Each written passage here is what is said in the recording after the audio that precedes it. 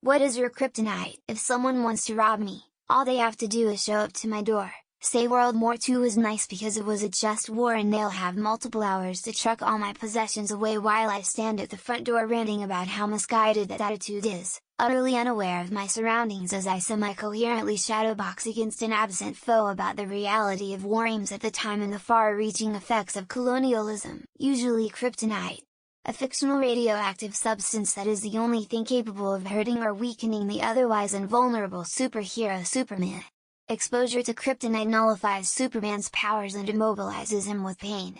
May want to edit the question to include that, as a lot of people commenting seem to think it refers to something you or simply can't resist and brings some of them pleasure. Mold on food. If I pull some bread out or an old container from the fridge and it's moldy, I will start dry heaving, and it's not something I can control. I've had to close my eyes and stuff things in the trash so I don't vomit. And I know that it's not dangerous, I'm not eating it or anything, and most times it doesn't smell terrible, but my brain seems to believe it's the equivalent of nuclear waste. Gonna answer this as D&D. I'm so sorry. Wizard 1d4 of anything. Druid pollution. Barbarian things I can't stab. Fighter being boring. Monk clothes. Bard deaf people. Artificer so like my robot kinda blew up. Sorcerer small spaces. Cleric people who think I'm just a healer. Paladin heathens. Warlock when I can't nap. Ranger enemies that are close to me. Rouge a lack of hiding spaces. Pollen. Specifically poplar pollen. There's often a month-long period of spring where I'm so messed up by my allergies and requisite medications that I'm a shell of a human being. I take an extra strength antihistamine with a decongestant, Benadryl on top of that, a nasal steroid, and I use a neti pot twice a day. With all of that, I'm often still unable to work during poplar flowering season. Lactose. I feel like Superman in BBS when he catches a batonade filled with crypto gas. I feel weaker, I get lethargic, an upset stomach, gassy, and violent shits. Sometimes I even get kicked out of my own bedroom by the wife, so loss of sleep on top of that. That's kryptonite for you folks. Fucks you up royally, an extended exposure will kill you. Worn down erasers.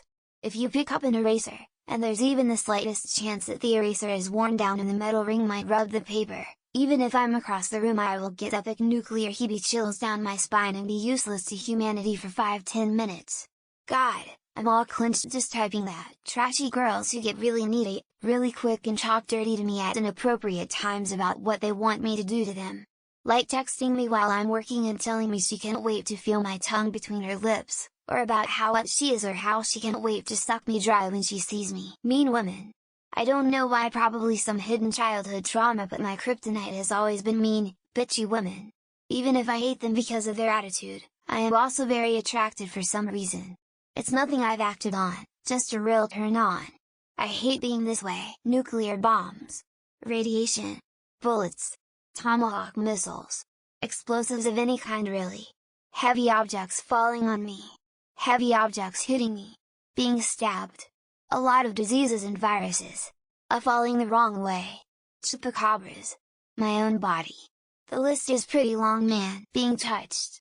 I'm starved for physical affection for some reason, so when people touch me in any way I just really like it. Not even in a sexual way. Someone could put their hand on my shoulder and I would immediately see them in a better light. Her name was Chloe. Beautiful brown eyes. Tall with long wavy black hair. Infectious smile. Also, certain crustaceans will literally make my throat swell up once swallowed and cut any passageway of air to my lungs. Cats. Anaphylactic shock every time. I once woke up in the back of an ambulance because I crashed my car driving to the hospital. That was when I finally realized that I should stop dating. A beautiful flawless face, well-toned moderately fleshy thighs, are loyal bubbly intelligent women, big areola and moderately sized bosoms, tall, having a similar crush on me. Older women with big butts. That's why I married one. Well, not the only reason I married her, but it was a bonus. Also alcohol. Especially when the kids are gone for the weekend. In a sexual romantic context, I love it when a woman rests her hands on her belly comfortably after I've cooked her a big meal. Or when pregnant women do it. Drives me nuts. If I go crazy, then will you still call me Superman? If I'm alive and well, will you be there and holding my hand? I'll keep you by my side with my superhuman might. Uncertainty. Boil me long enough in a situation and I rag on my own accord. Bonus point if I'm well aware of the game that's being played and keeping me uncertain. Handsome men, between the age of 25-40, who don't have a real job. They're usually guitar players, surfers, or some kind of artist. As long as they're good at sex, hugs, cuddles, mostly. The last time I'd got one was my mother, when I was 16, on my birthday. That made me weak, like I'll melt in her arms at the moment. Hot goth girls. My buddies tell me I'm going to disappear one day chasing some spooky witch bitch into the woods. They're not wrong at all. No regrets. Pasta. I've been losing weight, eating healthy, and exercising, but a good carbonara or cacio e pepe will leave me a bloated glutton at the time. I love the idea of sleep so much so even looking at beds makes me sleepy. You don't know what it's like.